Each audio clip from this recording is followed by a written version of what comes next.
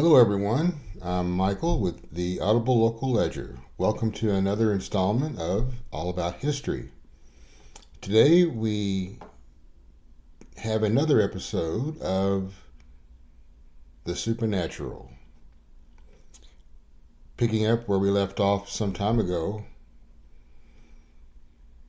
Michael Scott, Scottish alchemist Michael Scott's advanced scientific knowledge seemed like sorcery. Scottish scholar Michael Scott was an incredibly well-educated mathematician, having spent time at both Oxford and Paris universities, and through his work and travels to Toledo and Bologna, and his aptitude for language, he became a skilled translator too. After learning Hebrew and Arabic to an impressive degree, he studied the works of Aristotle and subsequent commentaries on his writings. The original writings of Avicenna and Averroes followed, with Scott translating their works into Latin, making them available to a Western European audience. Translation was only one string to his impressive bow. He was also a polymath, astrologer, theologian, and astronomer, serving popes and the Holy Roman Emperor Frederick II as court astrologer and science advisor. It was his in-depth studies of alchemy, however, that saw him viewed as a wizard. Scott wrote numerous works on the subjects of alchemy and astrology and earned a mention in Dante's Inferno as a renowned wizard, possibly due to his rumored ability of being able to foresee the future. His advanced understanding of natural sciences as a polymath could also have been interpreted as sorcery at the time, further propelling him into the realm of magician, wizard, or seer.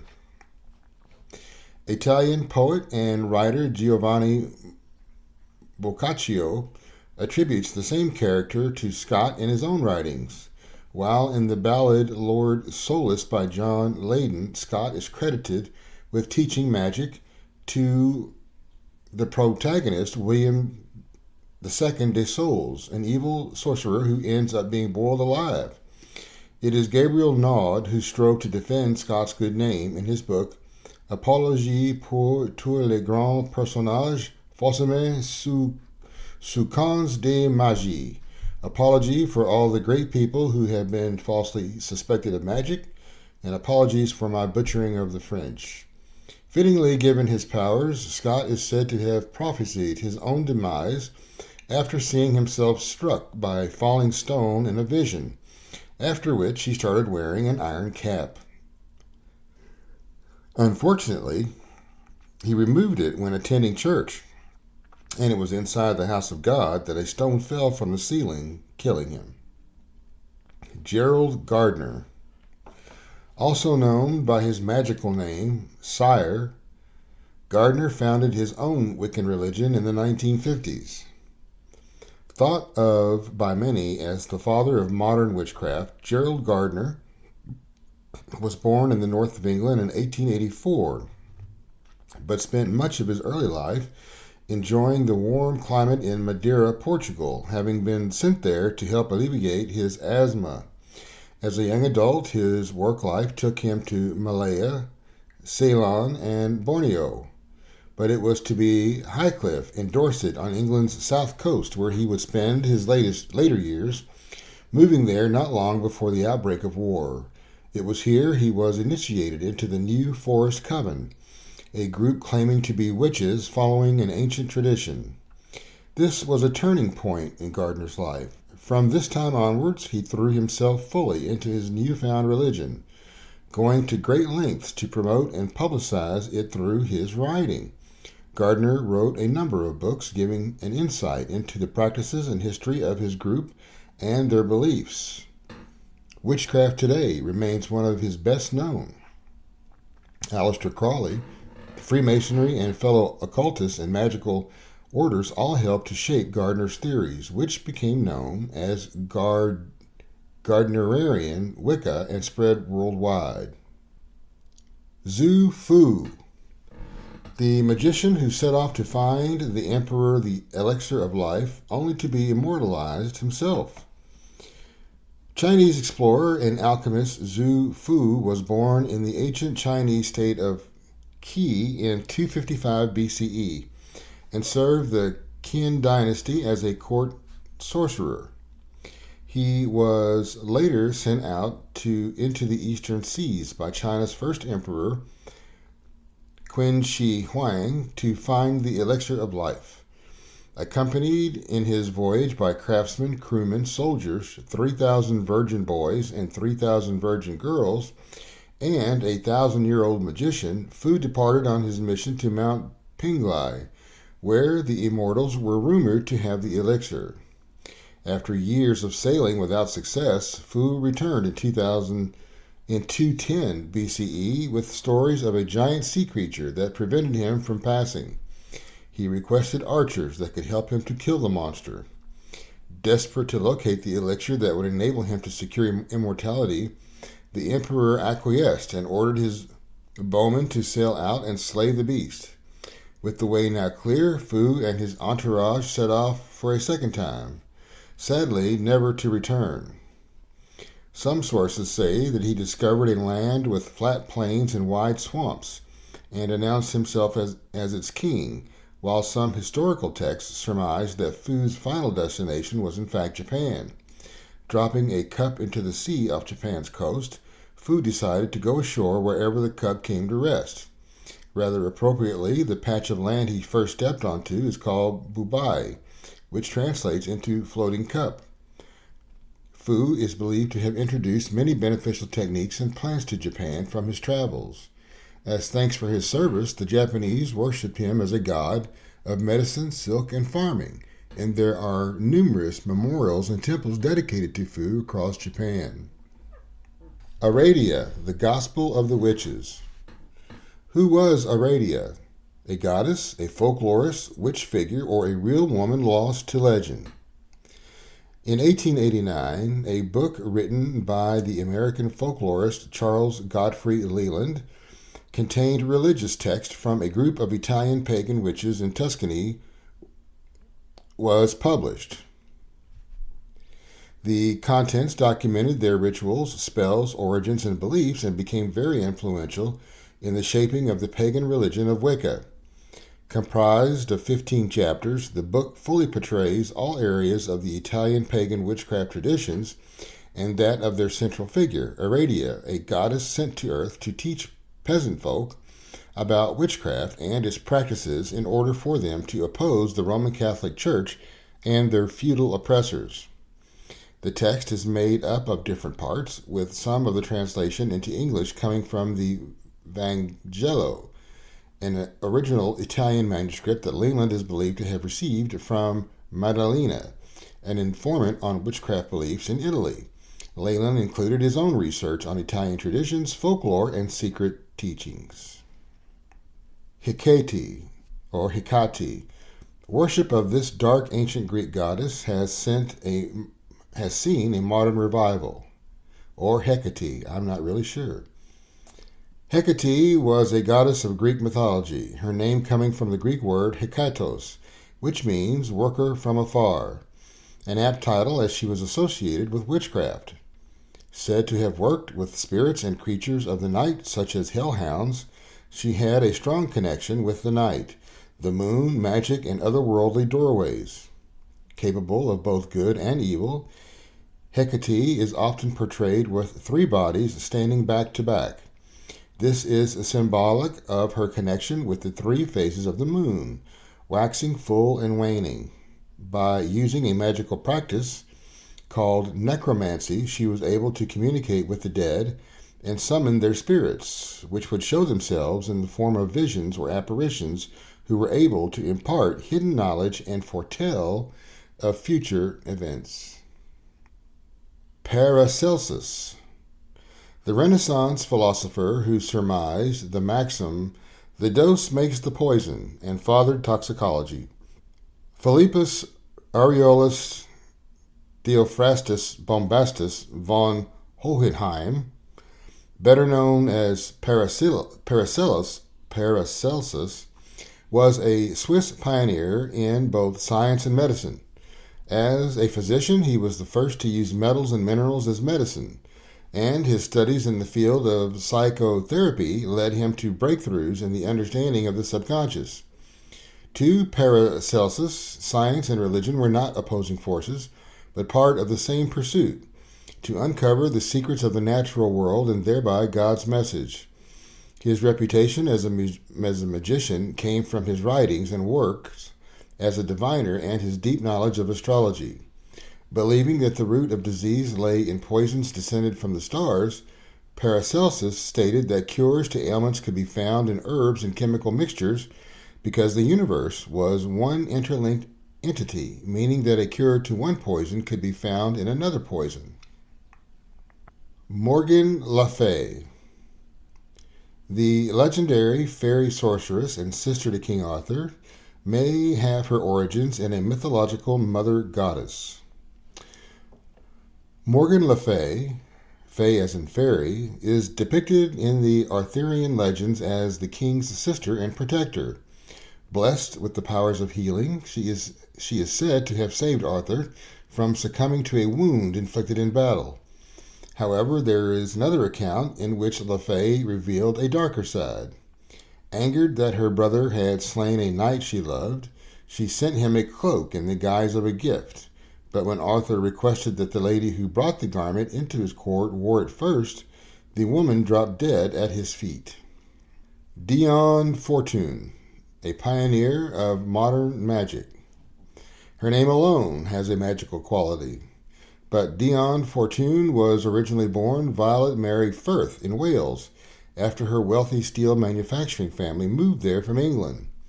Her family held a great interest in Christian Science, and from a young age, Fortune is said to have started having visions of the lost city of Atlantis. Following a nervous breakdown in 1913 while attending agricultural college, Fortune developed an interest in studying psychotherapy, occult groups, and esotericism, which she did through the teachings of the Theosophical Society. This is a philosophy drawn from ancient myths and religions including Brahmanism, Buddhism, spiritualism, and the Kabbalah. Followers believe that God can be known through mystical insight and engaged in ceremonial magic.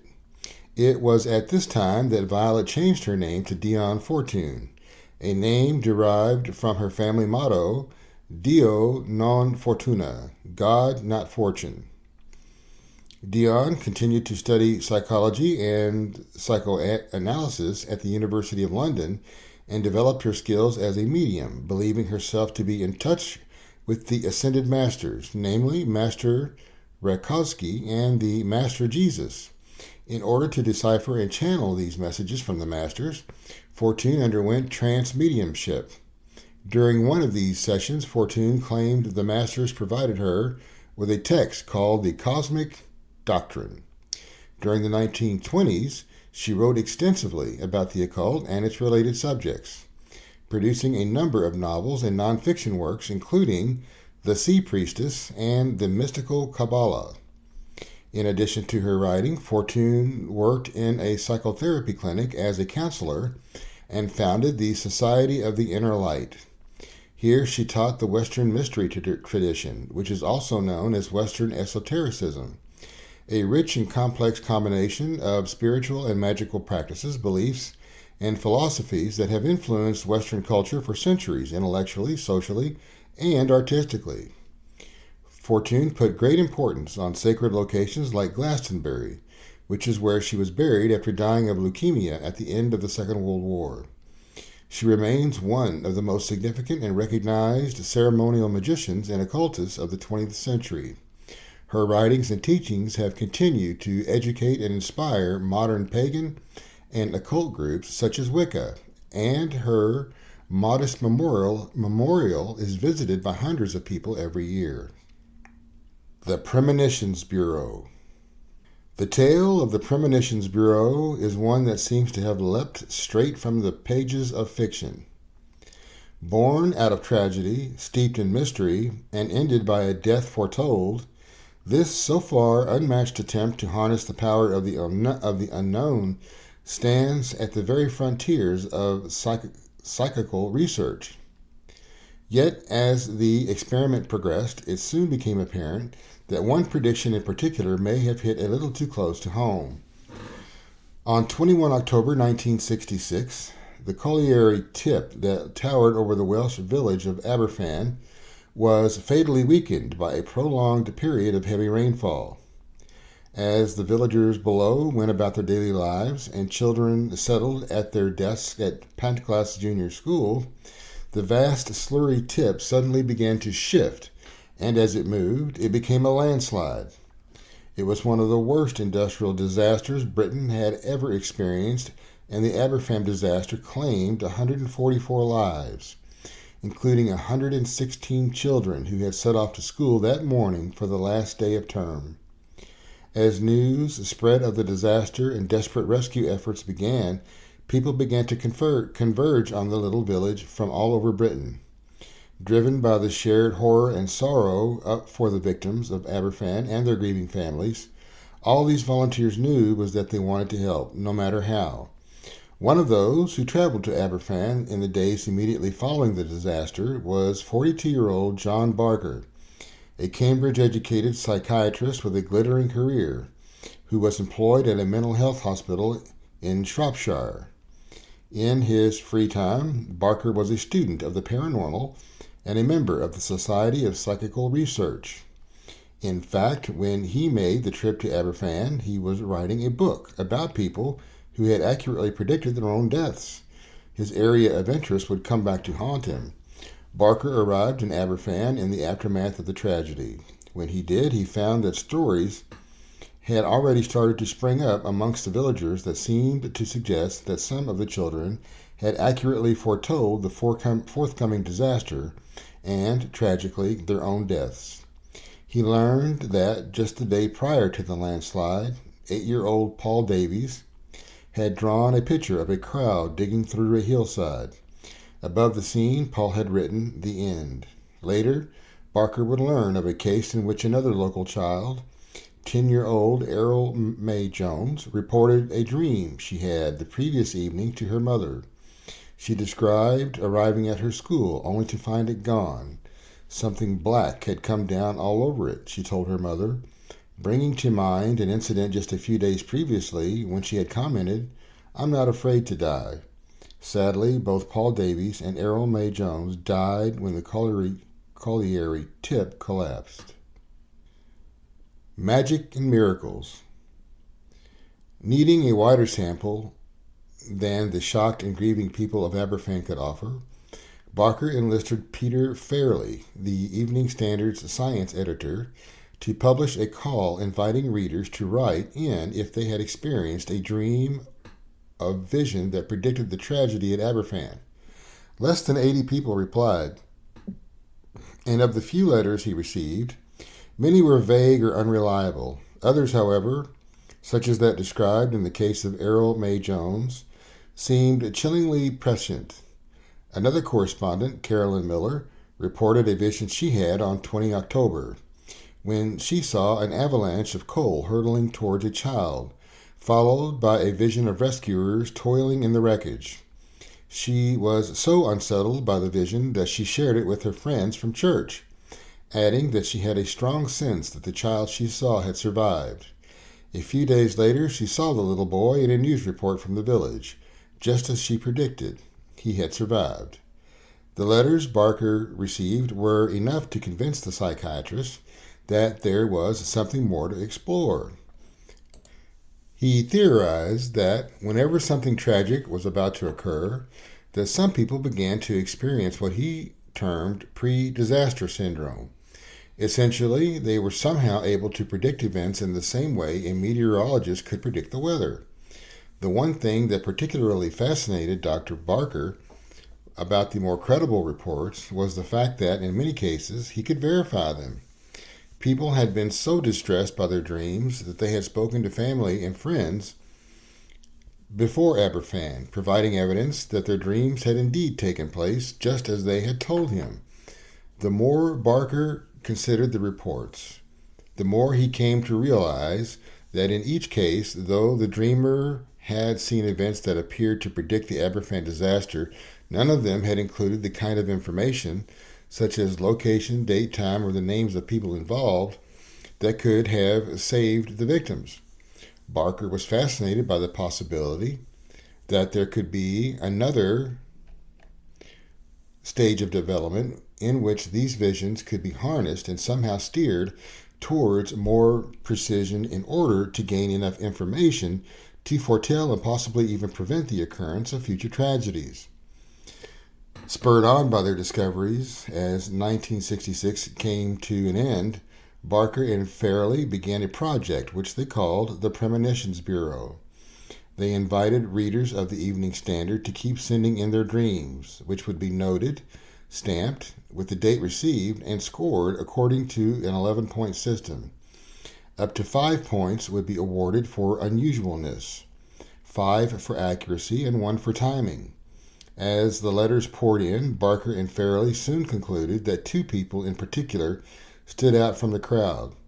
Scoring high across the board were 44-year-old post office telephonist Alan Hencher, whose premonitions had started after he suffered a head injury, and Kathleen Middleton, a 52-year-old tutor of ballet and piano, who would later claim to have a lifelong ability to predict the future.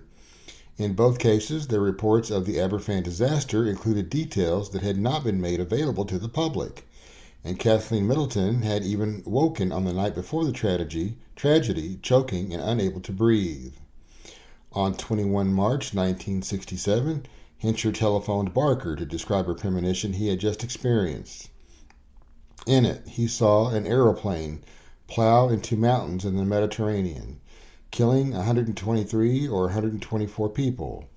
The next month, a Bristol Britannia aircraft slammed into a hillside in Cyprus whilst attempting to land in bad weather. The accident killed 124 of the 126 people aboard. Later that year, Middleton and Hencher both predicted the Hither Green rail crash, which killed 49 people when the train derailed on a journey from Hastings to Charing Cross, whilst Middleton also appeared to predict everything from weather phenomena and grand national winners to the assassination of Robert Kennedy. These were, however, the exceptions to the rule. Of nearly 500 predictions collected by the Bureau, most didn't come true. Barker believed that 18 premonitions had been accurate, and 12 of these were made by Hencher and Middleton. Barker was particularly occupied by the contradiction inherent in his research. If the predictions enabled the disasters to be prevented, then were they predictions at all? Even worse, did such clairvoyant visions and the fact that they lacked sufficient detail to report and prevent them mean that the tragedies couldn't be prevented anyway, as they were predetermined whatever happened? A year after the Predictions Bureau opened, Hencher and Middleton once again both predicted the same tragedy. Without any collaboration, the Bureau's stars had independently foreseen the imminent death of its co-creator, John Barker. Barker was both frightened and fascinated. Recording pragmatically, I suppose anybody who plays about with precognition must accept what he gets. He died of a brain hemorrhage in August 1968, but was sure to leave behind a memo confirming that his star correspondents had predicted his imminent death. With the death of Barker, the Premonitions Bureau seemed to have lost its driving force. It closed down before he and Farrelly had been able to achieve their dream of officially placing their findings before Parliament and the British Medical Research Council. Whatever mysteries they might have decoded have been lost. Though Barker suspected he was on the verge of harnessing the psychic powers of prediction, his research ended with his death, the very demise that the project he had founded and nurtured had foretold. Strange places. Ley lines and earth mysteries. From Stonehenge to ley lines, human-made and natural structures the world over continue to puzzle us with their enduring mysteries and secrets. Written by Jack Griffiths. Living all over the globe, almost from pole to pole, humans occupy nearly every corner of the world. Seemingly, nearly everything has already been discovered and understood, as humankind has learned almost all there is to know about the planet and what's on it. However, the Earth still holds a number of mysteries, both natural and ancient human-made structures, which still aren't fully understood today. Seeing is believing, or so we're told, but gravity hills beg to differ. Also known as magic roads, these are an optical illusion that makes it look like you're traveling uphill when you're actually going down. Perhaps best experienced in a car, the phenomenon is caused by the surrounding landscape making it falsely look as if you are rolling uphill, even though gravity is working as normal, taking the car down a slope. Often the horizon and other points of reference, like buildings, aren't viewable from the angle the hill is on, skewing your perception of the slope further as your brain focuses on the road rather than the surroundings, which would usually prove its true and real gradient. The unusual occurrence means that, across the world, magic roads have spawned myths and legends. One such tale is that a ghost pushes the cars up the hill, and if you brake to stop the ghost, it'll steal all your petrol. On the southwest coast of Africa is another magical phenomena, this time named after a fairy. Namibia's fairy circles are a spectacular round pattern on the ground that look like the earth has chickenpox. The circles had long puzzled scientists, with some attributing them to termites, while others believed that plants had specifically somehow chosen where to grow. The real answer was grass around these rings, sucking all the moisture out of these small areas. With the malnourished grass dying, the circles remained while vegetation grew around them. Perhaps the most famous structure with mystical associations created by humankind is Stonehenge. The prehistoric monument is famous for the large stones that make up its circular formation, but millennia after its construction, it still isn't completely clear what it is or why and how it was built. The purpose of Stonehenge is believed to be spiritual, and it's thought that the stones align with the movement of the sun from sunrise to sunset, a phenomenon that is especially prevalent at the midsummer and midwinter solstices, as well as the monthly phases of the moon. Therefore, it is reasoned that it acted as a sort of Neolithic calendar for the changing of the seasons, as well as a burial site. Mystery surrounds just how the stones, that weigh more than 22 tons, were moved into place, especially as the type of rock is not found all that locally to Stonehenge. Well, good people, that's all we have time for today. On behalf of everyone here at the Audible Local Ledger, thank you for listening, and I hope you have a wonderful day.